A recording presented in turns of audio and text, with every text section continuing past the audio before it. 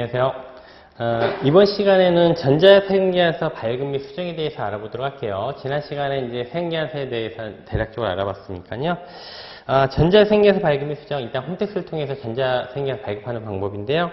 일단 홈택스 접속한 뒤 주의 발급 메뉴에 들어가서 발급 및 목록주에서 건별 발급을 누르시면은 우리 50페이지처럼 화면이 뜨십니다. 여기에서 이제 발급하고자 하는 생계약서 종류를 선택하세요.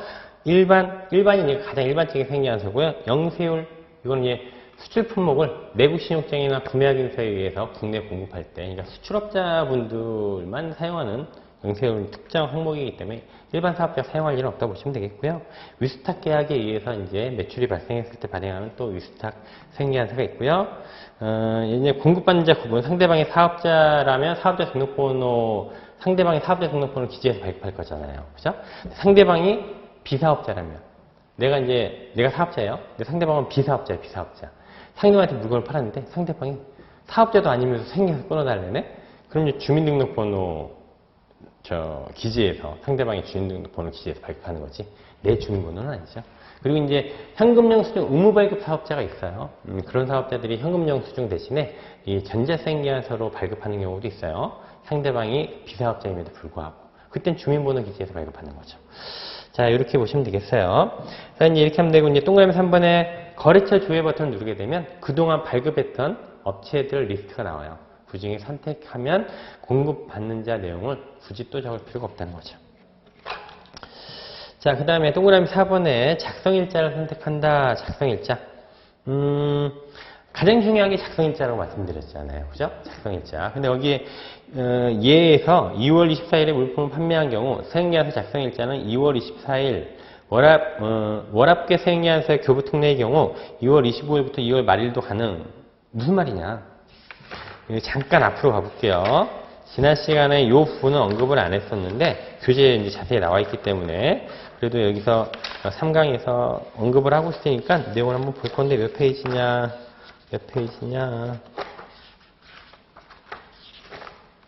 어렐나. 자, 교재가 크니까 찾기 힘드네요.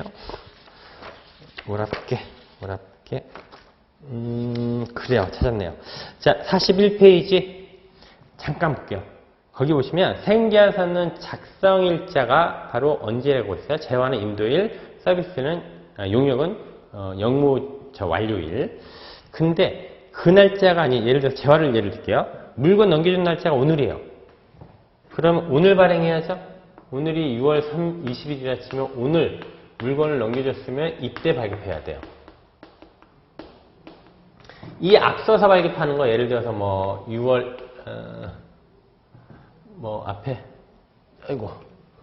5월달로 적을까요?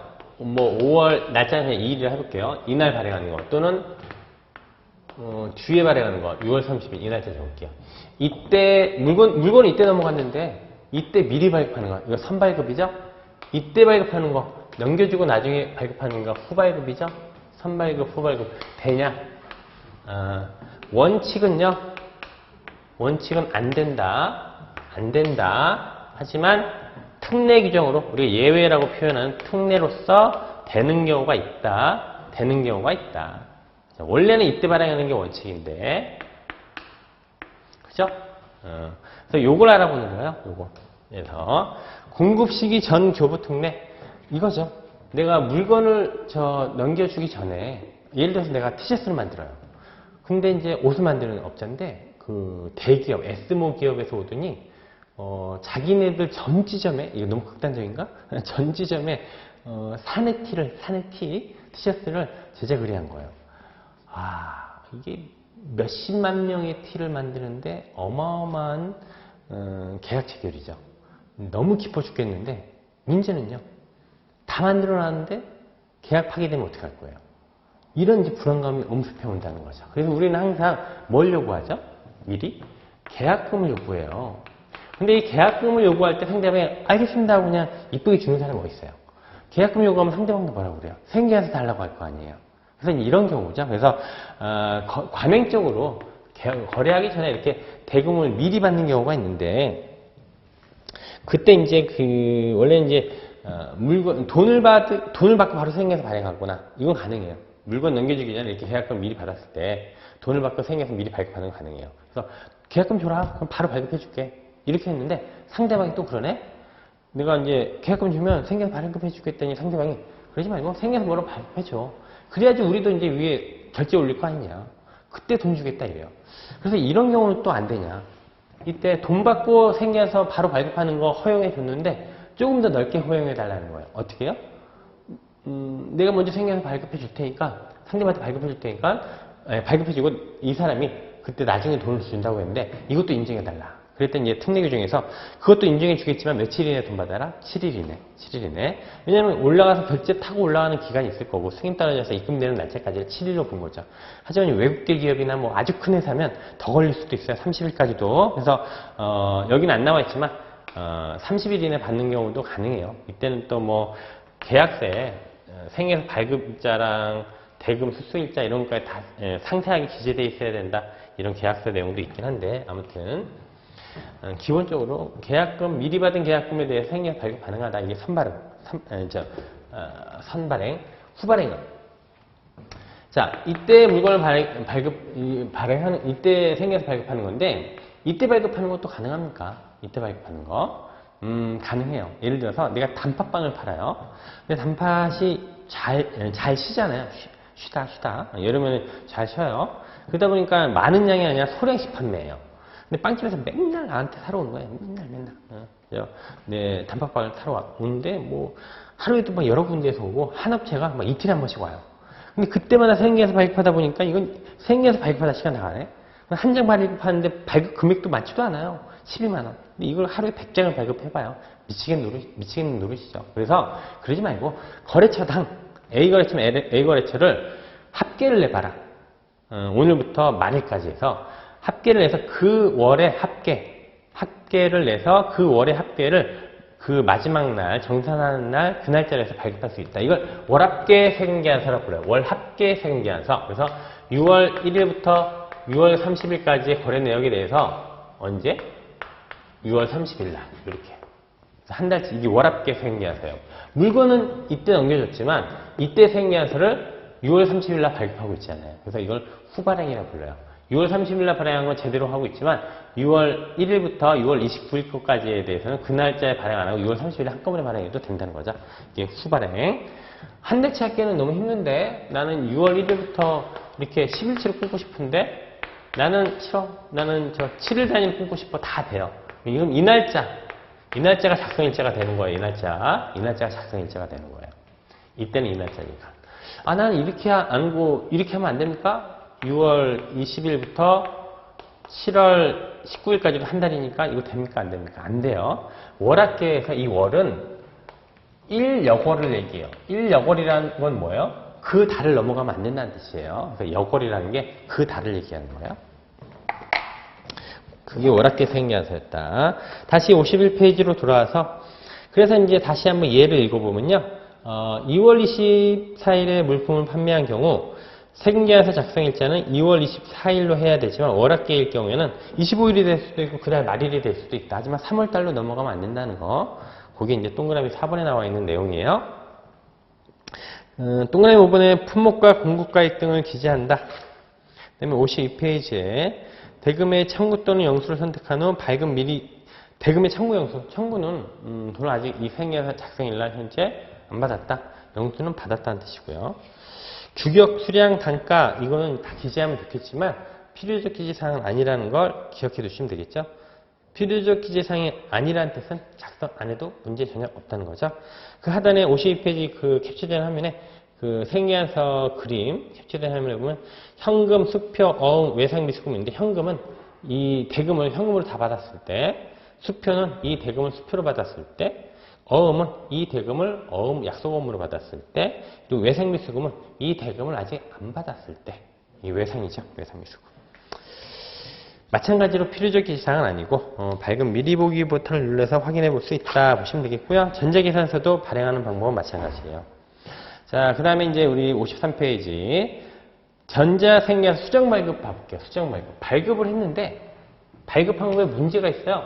그럼 다시 수정해서 발급을 해야겠죠. 아, 근데 발급한 거 자체가 진짜 문제가 심각해서 난 아예 이거를 취소하고 싶다. 근데 또 취소하는 건 없어요. 삭제는 안 돼요. 삭제는 안 된다. 이미 발급한 거에 대해서 정당한 사유가 있다면 수정은 가능하다. 이게 수정수행계약서예요. 근데 수정수행계약서 발급하기 위해서는 최초에 발급한 세금 계산서가 적법하게 발급되었다는 가정하에 가능하다는 거예요. 그럼 적법하지 않게 발급된 세금계산서에 대해서는 나중에 수정도 안 된다는 거예요. 무슨 소리냐? 적법하게? 세법에서 적법이라는 것은 세법에 적혀있는 규정을 지킨 걸 적법이라 부르고 세법에 적혀있는 규정을 안 지키면 적법이 아니라고 표현하는 거죠. 예를 들어서 6월 달에 거래한 내역은 언제까지 발급해야 돼요? 7월 10일까지 발급을 할 수 있어요. 근데 내가 7월 15일 날 6월 2일 날짜에 세금계산서를 발급했다. 이건 적법한 거예요? 적법하지 않은 거예요? 적법하지 않은 세금계산서죠. 그래서 7월 15일 날에서 어떻게 7월 10일까지 나 6월 1일째 발행했어야 되는데 깜빡했네. 7월 15일 날 이때라도 발급해야지. 당연히 발급은 해야죠. 가산세는 있겠죠. 이건 적법하지 않은 세금계산서죠. 근데 급하게 하다 보니까 틀려버렸네. 뭔가 틀렸어요. 금액을 틀렸든 상호를 틀렸든 사업자번호를 틀렸든 잘못 발행했네. 이거 어떡하지? 이거 취소하려고 하는데 그 문제는 뭐야? 거기에 적법하게 발급한 경우면 수정 발급이 된다. 이건 적법하게 발급된 게 아니잖아요. 7월 15일날 발급했으니까. 그럼 이거에 대해서 수정생계 발급 못하나요? 틀리게 발행했는데 그럼 0을 수정 못하나요? 그건 아니에요. 이것도 수정생계에서 발급할 수 있어요. 이게 뭔 소리냐? 적법하게 했을 때만 하고 그렇지 않을 때 못한다고 했는데 그거는 이때는 수정생계에서 이건 적법하게 했기 때문에 수정생계서를 7월 10일 지나서 7월 15일, 20일, 30일 해도 가산세가 없다는 거예요. 왜냐? 적법하게 발행한 거에 대해서 단순 착오 실수로 이게 적법하게 발행한 게 틀렸다는 게 단순 착오 실수였기 때문에 이거에 대해 수정생계서는 가산세를 안 매기겠다 이 뜻인데 이거는요. 적법하지 않게 가산세 대상인 거에 대해서 다시 수정생계서 발급하면 이것도 가산세 대상이 될 수 있다는 거죠. 발급 못하는 건 아니에요. 가산세 대상이 된다, 안 된다, 될 수 있다, 안 된다. 요거에 대한 차이점이라는 거죠. 자, 54페이지. 재화의 환입은 반품이에요, 반품. 물건을 팔았는데 반품이 들어오는 경우도 있잖아요. 그래서 반품, 환입은 반품. 계약이 해제, 말 그대로 계약이 해제됐을 때 내국시전적 사유에서는 수출일 때니까 넘어가고 공급가액의 변동. 물건을 팔고 이제 얼마의 물건을 납품하기로 계약을 했는데 원자재 가격의 급등, 유가의 상승, 여러 가지 사정에 의해서 또는 이제 농산물의 가격 폭락 등등에 의해서 계약은 이 금액인데 이 금액에 내가 도저히 못 맞춰주겠다. 가격을 조정하자. 이런 게 공급가액 변동이죠. 그 다음에 가장 많이 쓰는 게 필요적 기재사항의 착오. 필요적 기재사항 등이에요. 필요적 기재사항 등이니까 생계에서 모든 기재사항 중에 어느 하나 틀렸으면 수정 생계에서 착오에 의한 사유로 발급할 수 있다는 거예요. 그 다음에 이중 발급, 2번 발급했을 때 발급했는데 깜빡이 또 발급했어. 이걸 취소할 수 있다는 거죠. 수정할 수 있다는 거죠. 이런 사유들이 있는데 수정 생계에서 가장 중요한 게 작성일자예요. 뭐든지 생계에서는 작성일자예요. 요거 하나만 보고 넘어갈게요. 자,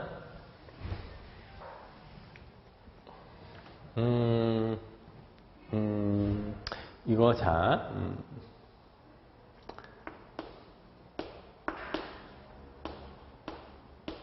2001년, 2002년. 그래서 20X1년, 20X2년. 자, 요때 10월 달에 물건을 500만큼에 대해서 생계에서 발급했어요. 날짜를 정확히 적어볼까요?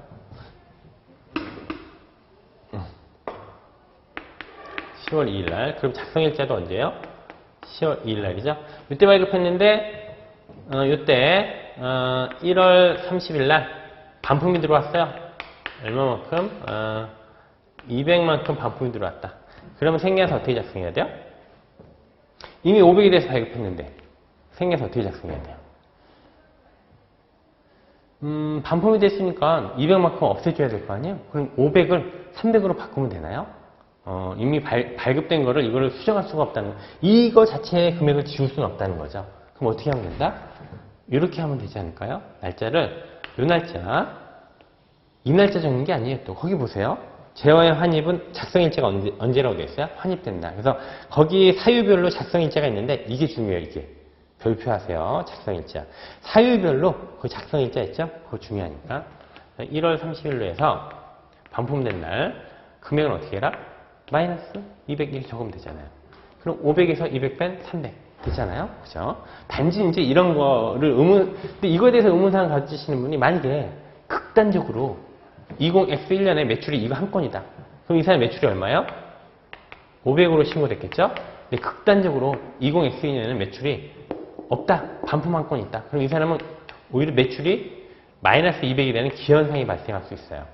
이거 좀 이상하지 않냐? 이렇게 하지 말고 이거를 갖다가 300으로 이거 자체를 금융 수정해서 300으로 하는 게 더 낫지 않겠습니까? 이때 영원으로 하고 그렇게 하는 게 이상적이지만 소급해서 이렇게 바꿀 때는 특히나 이렇게 연도가 바뀔 때는요. 이미 다 신고 끝나서 부가세 신고, 법인세 또는 소득세 신고 다 끝나고 결산까지 다 끝냈는데 요 한 건 때문에 이걸 다 수정해야 된다면 또 반품이 계속 들어오면 계속 수정해 그때마다 이게 불가능이라는 거죠. 아니 가능은 하지만 너무 많은 시간이 소비되기 때문에 특례로서 좀 이상할지 모르겠지만 이렇게 하자. 그래서 이거 손대지 말자. 이런 의미라고 보시면 돼요. 자, 그래서 그 사유별로 그 작성일자가 언제인지 다 환입된 날, 계약의 해제일 뭐 등등 나와 있는데 공급가액이 변동도 공급가액이 변동된 날 이렇게 되어 있는데 필요적 기재사항만 당초 생계에서 작성일. 물론 이제 그 내국 신용책 사후개설도 그렇지만 필요적 기재사항 가장 많이 쓰는 거죠. 기재사항의 착오 정정. 이때는 당초 날짜로 간다는 거죠. 똑같은 예로 들어볼까요? 자, 이때 이제 500에 대해서 발행을 했어요. 이렇게 500에 대해서 발행했는데, 내가 착오로 사실은 500이 아니라 50이었는데, 아니, 500이 아니라 5000이라 할까? 공하나?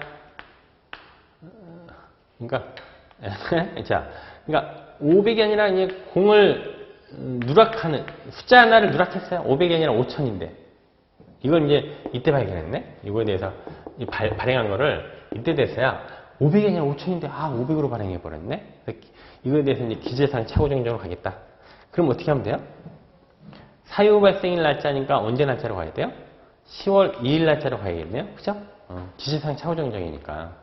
숫자를 내가 보다 보니까 계약서에 대금도 마찬가지지만 숫자 0이 지워져 있는 걸 뭐 잘못 봤더니 해석을 잘못했다고 할게요. 뭐 이때 돈도 다 줬는데 이게 말이 되나 싶지만 아무튼 이해의 편의를 위해서 하는 거예요.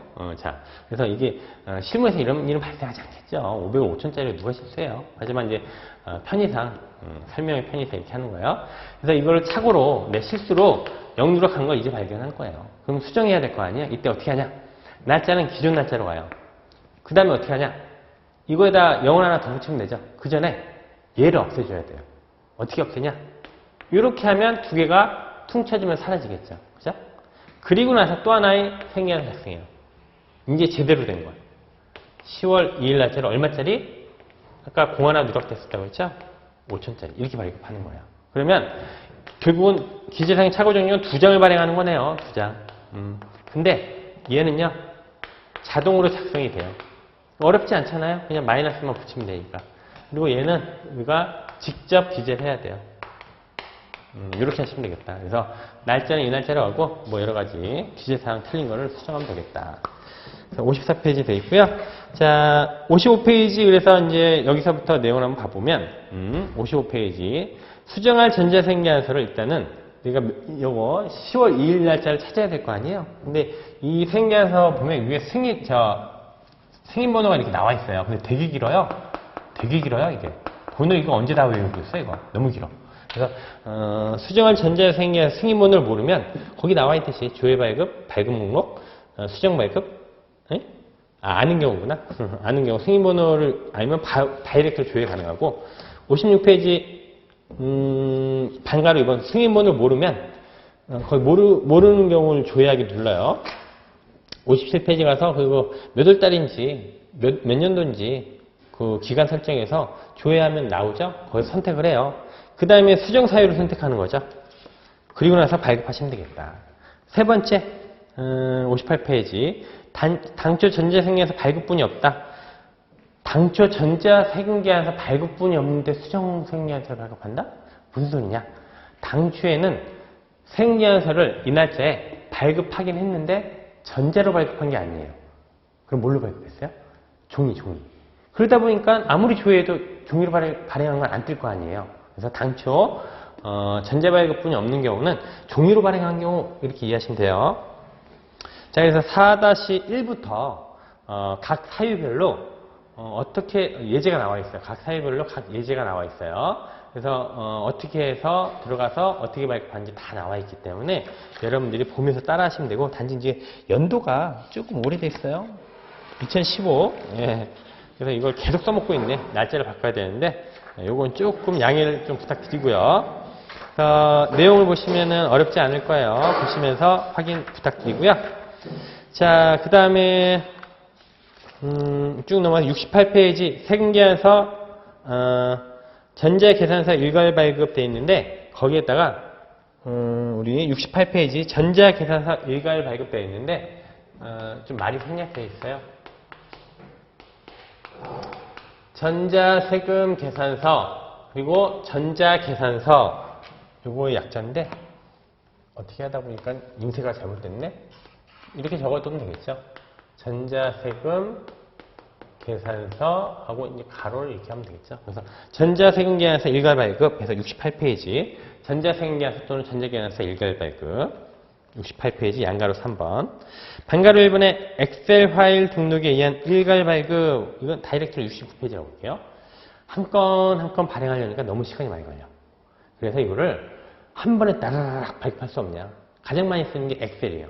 엑셀에다가 이 정해진 양식이 있어요. 국세청에서 정해진 양식을 다운받은 다음에 거기다 적어요. 그 다음에 이 엑셀을 업로드하는 거예요. 한 번에 발행된다는 거죠. 69페이지가 바로 그거죠. 그래서 여기서 일괄 작성 양식 내리기 69페이지 캡처된 화면에 보면 일괄 작성 양식 내리기 하면 69페이지 하단에 엑셀이 떠요. 이걸 다운받아서 여기서 해당 내용을 적는 거예요. 그 다음에 이걸 다시 업로드 시켜서 발급하시면 돼요. 그게 70페이지 그 다음에 뭐 나와 있죠. 그럼 71페이지 우리 집에는 엑셀이 없다 하시면 또 71페이지처럼 캡처된 화면에 파일 등록이 아닌 직접 입력 버튼을 클릭하면 아래 생계환서를 입력할 수 있는 란이 이렇게 생성이 돼요. 거기다 입력하시면 돼요. 직접. 그래서 일괄 발급 한꺼번에 하면 되겠다. 그것도 그림 따라가시면 다 알 수 있고요. 73페이지 넘어가 볼게요. 이번엔 반복 발급이에요. 일괄 발급과 반복 발급의 차이점은, 일괄 발급은 상호도 상이하고 각 생계의 날짜도 상이하고 품목도 상이하고 금액도 상이하고 이런 다양한 생계환서에 대해서 한 번에 발행할 때 주로 쓰고요. 반복 발급은 날짜도 같아, 그 다음에 품목도 같아, 금액도 같아, 공급자도 같아. 누구만 틀려요? 공급받는 자만 틀릴 경우, 이것만, 이 사람들만 여러 가지 있을 경우. 그럼 나머지 내용은 다 똑같은데 이것만 틀린 거니까 거래처만 선택하면 될 거 아니에요. 이 내용 그대로 저장시켜 놓고. 그래서 73페이지 하단에 보면 생계환서 기본 내용 다 작성하고 아래 거래처들만 선택하게끔 되어 있잖아요. 그래서 이 내용에 대해서 이 업체 한테 발급할 겁니다. 그래서 체크박스에 체크하고 발급하기 누르면 발급이 된다는 거죠. 그게 73페이지 내용이었어요. 자, 그 다음에 74페이지 이렇게 발급한 생계환서는 목록 조회를 통해서 조회할 수 있다. 그리고 75페이지 이건 내려받기도 가능하고요. 목록 출력 이렇게 출력도 가능하고요. 76페이지처럼 생계환서 모양으로 출력도 가능하고요. 그리고 조회할 때 그 76페이지 양가로 2번처럼 월별로 조회 가능해요. 일자별로 조회도 가능하지만 여기서 월별로 또는 분기별로 또는 반기별로도 조회가 가능하다는 거. 자, 뭐 이 정도 보시면 될 것 같고요. 나머지 내용 뭐 그렇게 중요한 거 아니고 80페이지 주민번호 수치분 전환 및 조회는 뭐냐면, 내가 생계환서를 식당을 또는 어떤 사업장을 하는데 인테리어를 한 다음에 사업장을 꾸며놓고 사업자 등록을 낼 거예요. 물론 사업자 등록 미리 낼 수도 있는데, 식당 같은 경우에는 일단 이 사업장이 완비가 되고 구비가 되고 어느 정도 갖춰져야지 영업신고증 발급받을 수 있고 그걸 통해 사업자 등록을 낼 수 있기 때문에, 완전히 아무것도 없는 무에서는 이 영업허가증을 받아야 되는 이런 인허가업종 같은 그 사업자 같은 경우에는 사업자 등록증이 미리 받기가 쉽지가 않아요. 그래서 이때는 근데 아까도 얘기했지만 근데 생계에서는 그 공급비를 받으라고 하지 않았냐. 그래서 이미 사업자 등록 받기 전에 뭐 공급이 다 다가왔다. 그럼 생계에서 받아야겠다. 어떻게 했냐. 근데 주민번호 수취번호를 받아서 나중에 그거를 사업자 내고 전환이 가능하다는 거죠. 뭐 이런 내용들인데 그래요. 하지만 뭐 미리 사업자를 미리 내고 가능하면 받는 게 좋을 것이고 그 다음에 이제 어느 정도 뭐 인테리어가 완공됐다. 그럼 그 날짜로부터 최소 빨리 사업자를 내서 생계에서 받으면 낫지 않을까. 아무튼 보고요. 80페이지 그렇게 보시면 되겠고 나머지 82페이지 그 생계에서 앞에서 수정 발급 살펴봤는데 그 이메일 주소가 내 메일을 보냈는데요. 상대방한테 연락이 왔어요. 왜 자꾸 생계에서 안 보내냐? 계속 제가 매달 보내드렸는데 무슨 소리냐? 했더니 안 날라왔대요. 알고 봤더니 이메일 주소가 틀린 거예요. 근데 이거에 대해서 수정 발급해야 되냐? 그건 아니에요. 이메일 주소 틀린 거 수정 발급 사유가 아니에요. 그래서 82페이지처럼 들어와서 메일 관리에서 메일 주소만 바꿔서 재발송 누르면 돼요. 자, 그것도 확인해 보시면 되겠고 83페이지. 이게 국세청에서 이제 생계에서 발급하잖아요. 그럼 이게 상대방한테도 가지만 발급한 게 나한테도 와요. 내가 발급한 게 나한테로 와. 그리고 상대방한테도 가고. 그러다 보니까 이제 이메일 주소 여러분은 내가 발행한 생계에서뿐만이 아니라 상대방이 나한테 발행한 것도 그냥 계속 쌓여요. 중요 메일이 있는데 계속 뭐 10일 날만 되면 생계에서 계속 쌓이니까 이거 삭제하는 것도 귀찮고. 그래서 생계한사만 전용으로 받는 수신 전용 메일을 신청하게 되면 그리고 이제 그 메일 주소를 상대방한테 알려주면 여기로 이제 들어오겠죠. 수신 전용 메일 83페이지 신청하는 방법. 골뱅이 홈택스.go.kr에서 나와 있네요. 수신 전용 메일은 myNTS에 들어가면 있어요. 홈택스 메뉴에서 왼쪽 상단에 myNTS. 근데 이거는 개인으로 로그인 하시면 안 되고 사업자로 로그인 하셔야 돼요. 사업자 인증서. 자, 이렇게 보시면 되겠고요. 그 다음 시간에 우리 84페이지 홈택스에서 사무실 신용카드 현금 영수증 활용하기 알아보겠습니다. 수고하셨습니다.